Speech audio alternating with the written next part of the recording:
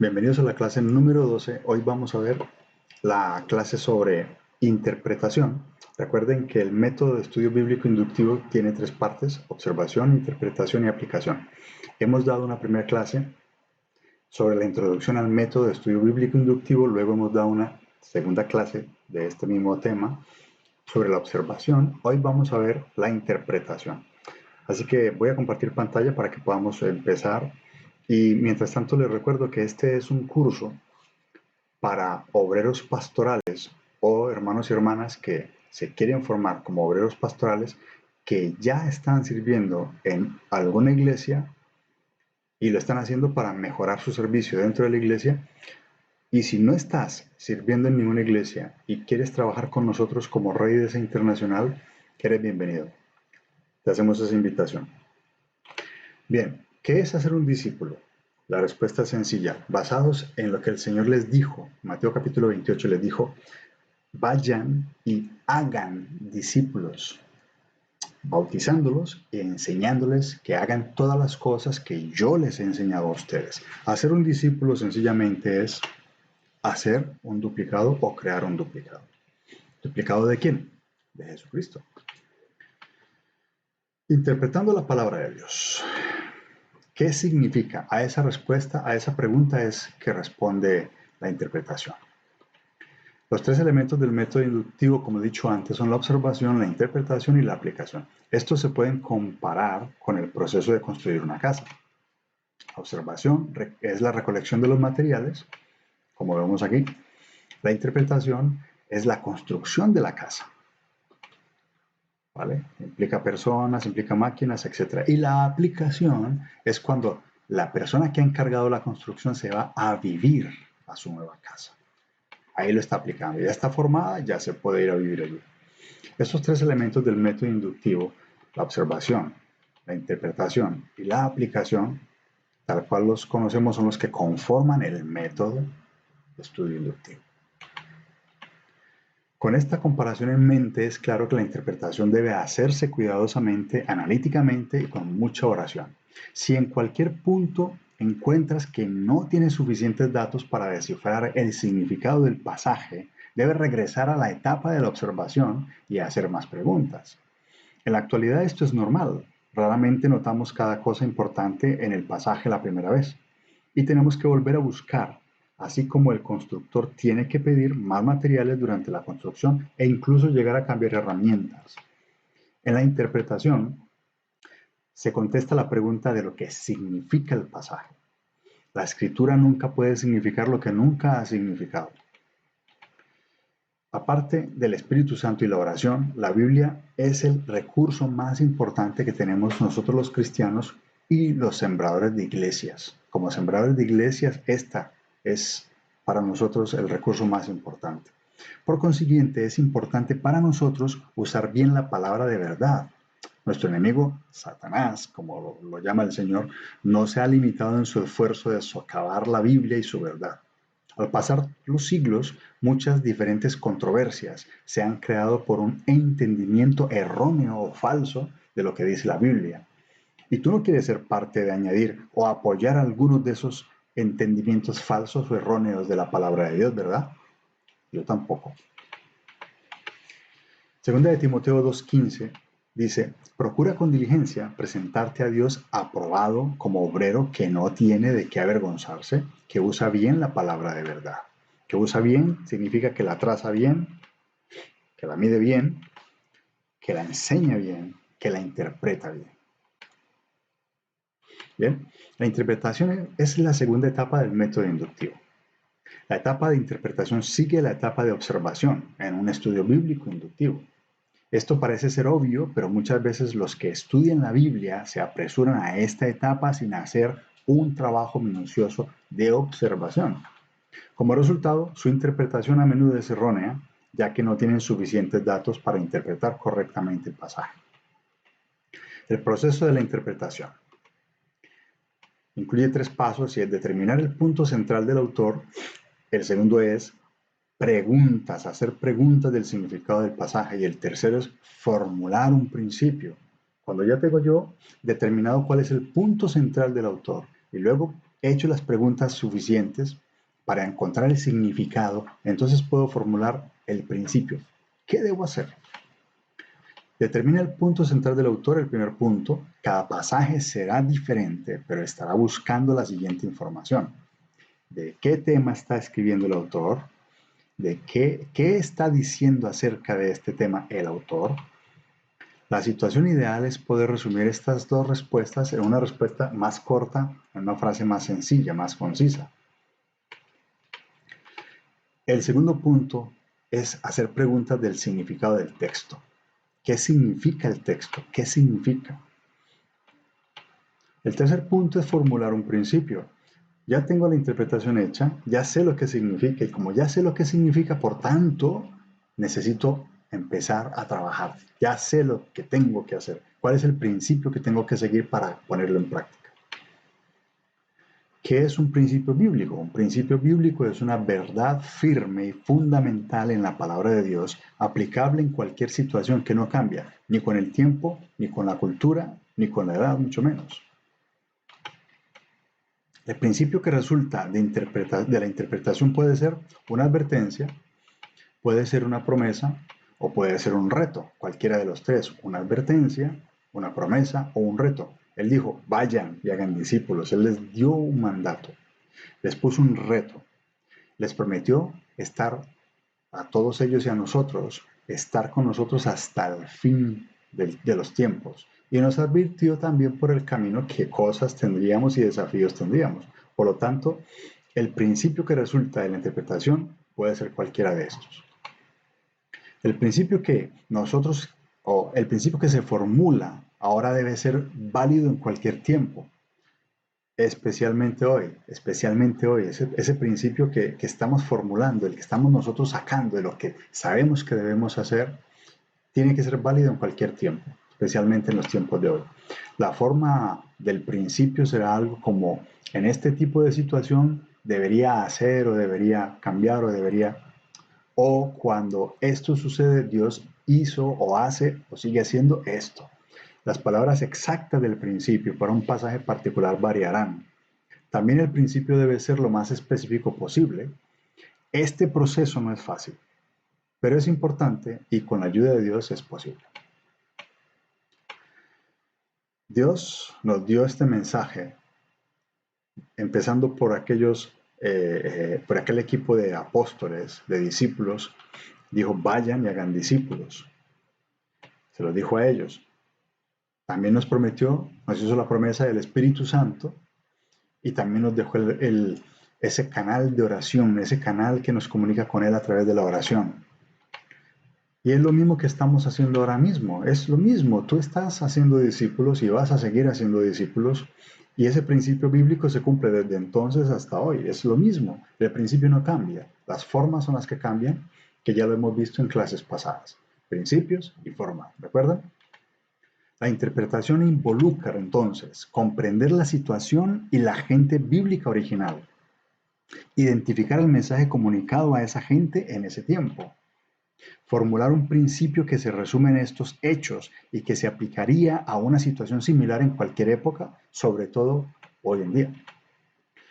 Ahora, recordemos que debemos estar evitando errores comunes o caer en errores comunes en la interpretación.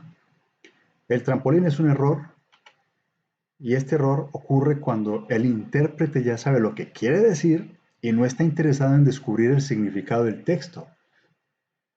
Él mira el texto brevemente y salta. Salta de allí a otro tema o una enseñanza que realmente esa es la que quiere él discutir. Él no está interesado en saber lo que significa el texto, sino que quiere discutir otra cosa diferente, quiere interpretar de manera diferente o pretende que la gente le siga en su interpretación. Y es una forma errónea de hacer las cosas. Esto ofende al Señor, quien nos dejó la Biblia precisamente para comunicarnos la verdad. Hay muchos predicadores por allí que los podemos ver y podemos saber quiénes son. Están interpretando la palabra de Dios a su manera, están acomodando esto. Y son especialistas en el trampolín. La alegoría.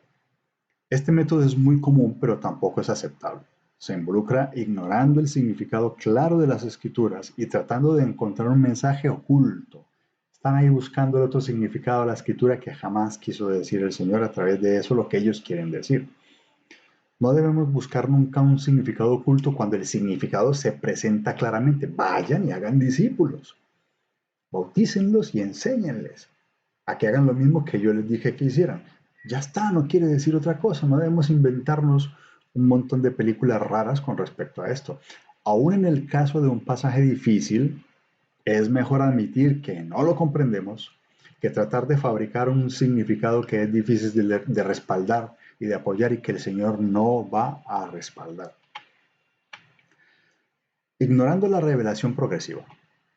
Es imposible comprender un pasaje si olvidamos la naturaleza progresiva de las Escrituras. Dios a veces cambia la manera en que trata con el hombre. Por ejemplo, en el Antiguo Testamento Él requería una serie de sacrificios de animales. En el Nuevo Testamento, cuando el Cordero de Dios, el perfecto Cordero de Dios, murió en el Calvario, en la cruz del Calvario, y cumplió con todos esos requerimientos del Antiguo Testamento, ya no era necesario seguir haciendo sacrificios animales. Por lo tanto, si alguien hoy en día sacrifica una oveja por su pecado, esto es un insulto para Cristo. Está menospreciando el sacrificio que hizo Cristo en la cruz del Calvario. Por eso, muchos prefieren ignorar la revelación progresiva. Utiliza las ayudas con cuidado, ¿vale? Hay muchas herramientas que nos ayudan en el progreso o en el proceso de la interpretación. Estas incluyen comentarios, guías bíblicas, notas, diccionarios, mapas y libros. Aunque estos pueden ser excelentes ayudas, no deben reemplazar el esfuerzo personal para comprender el pasaje. Son para ayudar, no para hacer el trabajo por nosotros. Por eso úsalos conforme sea necesario para comprender las cosas que no te son claras. Pero no esperes respaldarte al 100% en ellos, porque hay un esfuerzo que debemos hacer nosotros a la luz de la Biblia, con la ayuda del Espíritu Santo y en oración para comprender lo que el Señor nos quiere decir a través de su palabra. Muy bien, pues entonces, para respaldar esta breve charla con esta diapositiva, yo quiero mostrarte unos videos que tengo por aquí preparados, ¿vale? Me gustaría mucho que viésemos estos videos sobre el tema que estamos nosotros hablando. Vamos a escuchar atentamente.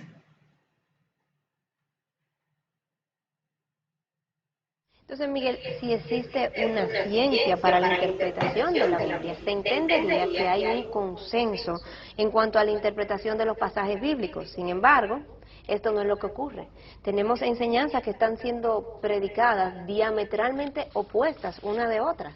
Estamos hablando de que desde el púlpito hay personas que están diciendo una cosa y otras que están diciendo otra totalmente opuesta. Entonces, el ejemplo de esto podemos mencionar aquí el Evangelio de la Prosperidad, donde él enseña que todo cristiano tiene que ser rico y que si no lo está haciendo, si no está siendo prosperado es porque hay pecado en su vida, que si es pobre está bajo maldición, bajo juicio de Dios, etcétera. Bueno, Patricia, tenemos que recordar lo que ya dijimos en el programa anterior, que Pedro nos había dicho en la misma palabra. Ninguna escritura es de interpretación personal.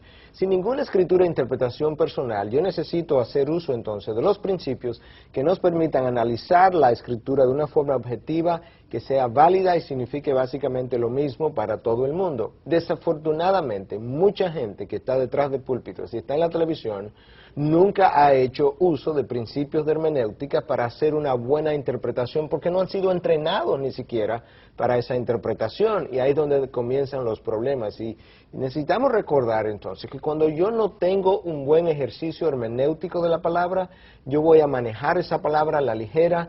Tenemos que recordar las palabras de Pablo a Timoteo en su segundo libro en 2:15.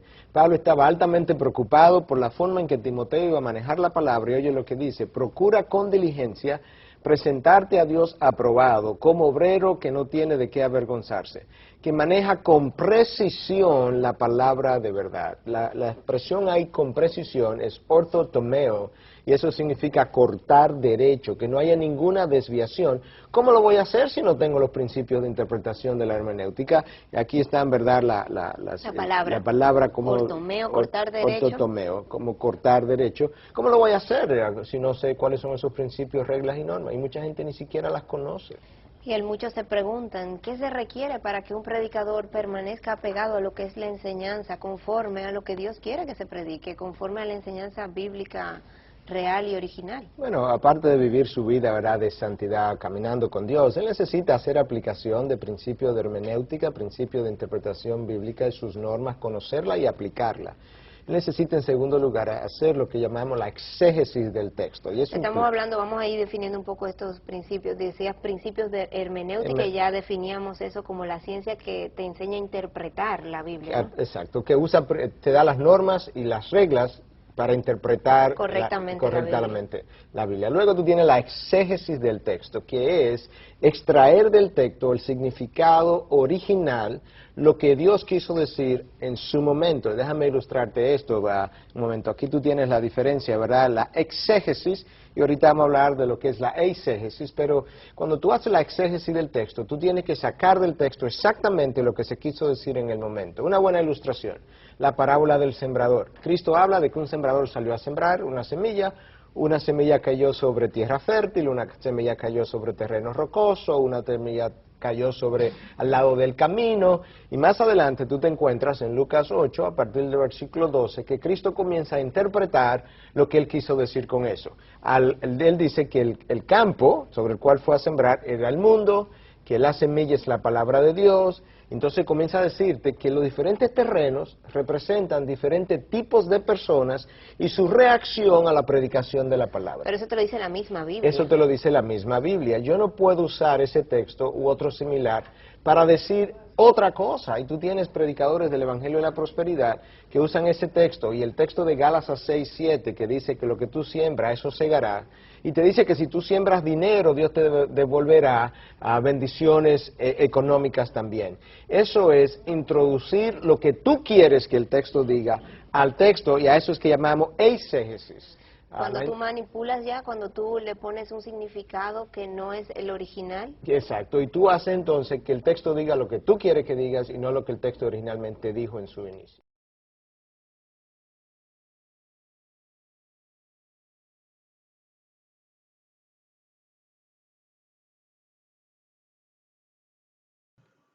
Bien interesante, ¿verdad? Pues vamos a ver otro que también va en la misma línea.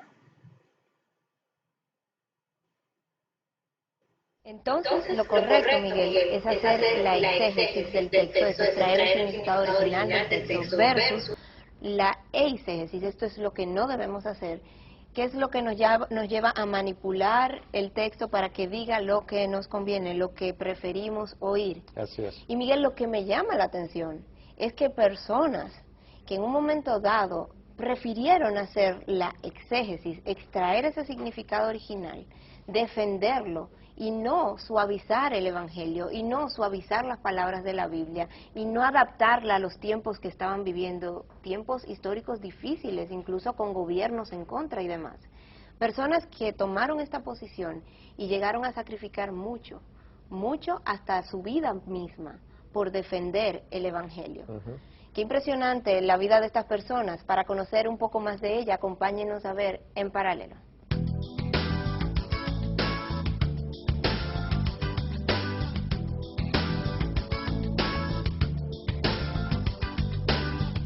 A lo largo de toda la historia del cristianismo, muchos hombres y mujeres sufrieron por defender su fe y en la mayoría de los casos dieron hasta sus vidas, convirtiéndose así en mártires. Los apóstoles fueron capaces de enfrentarse con los que crucificaron a Jesús, capaces de hablar ante muchos y de ir incluso hasta la muerte, predicando las buenas nuevas del Evangelio. ¿Estarías tú dispuesto a entregar tu vida por lo que crees? Por mi creencia, estoy dispuesto a sacrificar todo lo que sea necesario. Parte de mi vida, me importa que me llamen loco.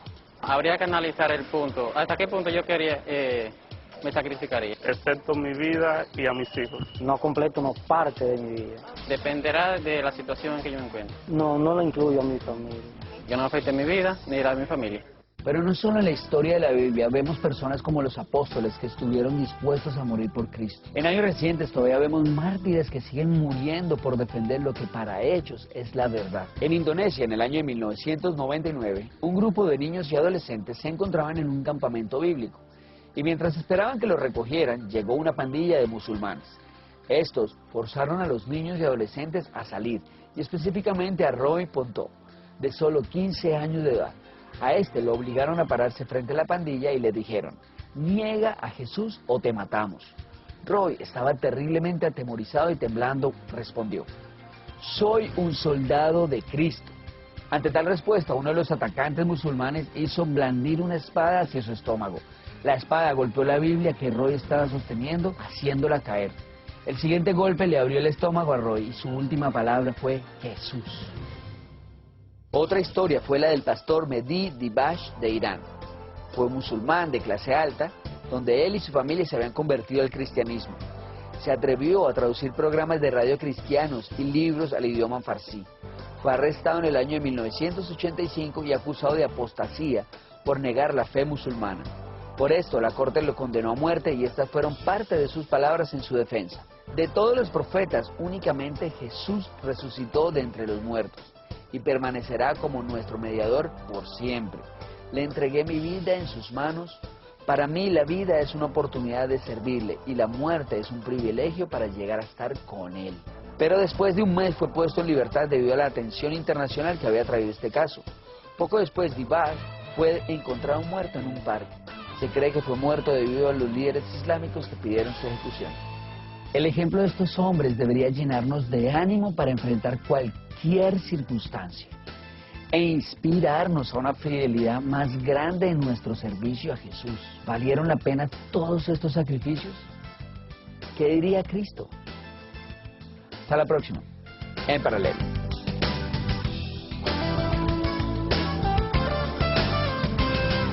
Miguel, y es impresionante ver cómo una misma enseñanza tiene algo especial para cada quien, porque cuántas veces no hemos oído a personas salir de la iglesia y decir: hoy el predicador fue a mí que me habló, definitivamente tuvo que ver con mi situación, se aplicaba perfectamente a mí, y otra persona que está viviendo una situación totalmente distinta sale con la misma sensación de que fue una palabra dada a ella específicamente. Sí, así ha sido un buen punto ahora, Patricia, para recordar esto. Eso se debe a la acción del Espíritu Santo. El mismo Espíritu que inspiró la palabra es el mismo Espíritu que cuando la palabra es predicada es capaz de aplicarlo de forma particular a vidas diferentes. Pero eso no son diferentes significados, es un significado con múltiples aplicaciones. No son diferentes interpretaciones. No, absolutamente que no. Cuando tú me hablas, por ejemplo, de que la palabra dice que somos fieles administradores, bueno, alguien que tiene un negocio puede encontrar una aplicación en su negocio de cómo serle fiel a Dios.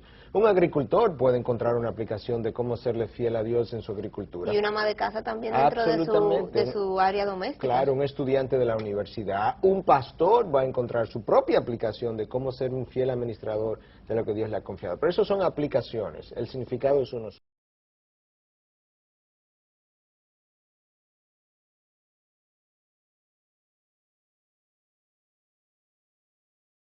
Miguel, yo sé que a lo largo de este programa muchos estarán con muchas inquietudes acerca de pasajes que han leído en la Biblia y que les ha llamado la atención, que les han dejado confundidos en ocasiones.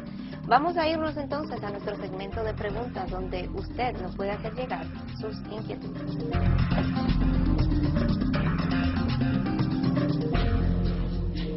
Preguntas@respuestastv.org es nuestro correo electrónico donde nos puede hacer llegar sus inquietudes, así como estas que nos llegaron, estas preguntas.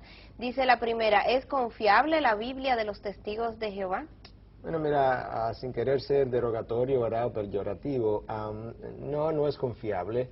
Lamentablemente ellos han hecho su propia traducción y tú tienes, por ejemplo, un texto sencillo como Juan 1, donde dice que en el principio era el verbo y el verbo era con Dios y el verbo era Dios. Ellos ahí lo han traducido como que el verbo era un Dios. Para simplemente luego, introducir esa sola palabra, preposición. para entonces luego decir que Cristo no era Dios. El problema es que ahí ya hay una contradicción. Si digo que era un Dios, eso implica que hay más de uno, pero ellos no aceptan que hay más de un Dios. Entonces hay problemas con su traducción. La segunda pregunta dice: aparte de la Biblia, ¿qué historiadores han testificado en sus libros acerca de la vida de Jesús? Bueno, hay libros y hay cartas y hay documentos. Hay historiadores de diferente trasfondo. El historiador de los historiadores judíos, Josefo, es el más conocido. Habló de la vida de Jesús y de su crucifixión. De los historiadores gentiles, Justino Mártir, Tertuliano, también pudieron dar testimonio de la vida de Jesús. De los historiadores romanos, Plinio dio testimonio acerca de la vida de Jesús. Y te das cuenta que y hay otros también, pero para comenzar esos por lo menos están ahí para nuestra consulta si queremos.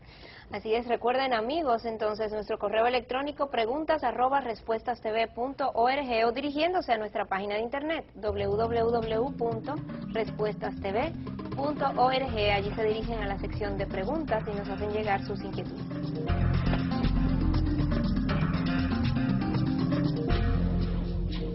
Miguel, yo creo que ya hacia el final del programa podemos concluir diciendo que aquel que estudia la Biblia tiene dos opciones, o la acepta o la rechaza. Aceptarla va a tener consecuencias igual que rechazarla, va a tener bendiciones si la acepta, va a tener consecuencias, disciplinas si la rechaza.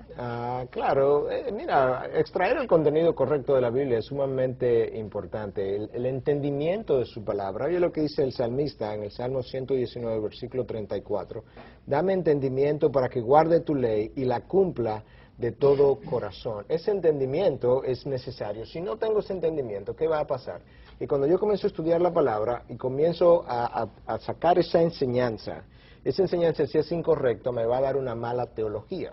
Si me va a dar una mala teología, me va a llevar a una mala aplicación del concepto. Cuando la llevo a una mala aplicación, tengo una mala conducta. Cuando tengo una mala conducta, he pecado contra Dios. Cuando peco contra Dios, tengo consecuencias y su disciplina, aunque hubiese estado bien intencionado en el estudio. Aunque fuera de la palabra que de donde sacó lo original, ¿no? Absolutamente. Míralo de nuevo. Mala enseñanza lleva a mala teología a mala aplicación a mala conducta es un pecado, el pecado me lleva a la disciplina de Dios. Esto es grave. Tenemos que manejar la palabra con precisión, ortotomeo, cortar derecho, para evitar precisamente que yo sufra posteriormente las consecuencias de haber hecho un manejo a la ligera de la palabra, y usted necesita percatarse de que quien le enseña la palabra no la maneja a la ligera, de que hace un estudio que realmente le permite extraer el significado correcto, que está haciendo aplicación de las leyes de la hermenéutica, está haciendo una buena exégesis del texto, y si usted no hace eso, usted va a terminar siendo enseñado por personas que están tergiversadas. Miguel, muchísimas gracias por esta advertencia, gracias por el contenido de este programa que has traído a nosotros. Gracias a ti, Patricia. A ustedes, amigos, recuerden nuestra página de internet www.respuestastv.org. Con esto concluimos nuestro programa de hoy. Será hasta la próxima. Pasen muy bien.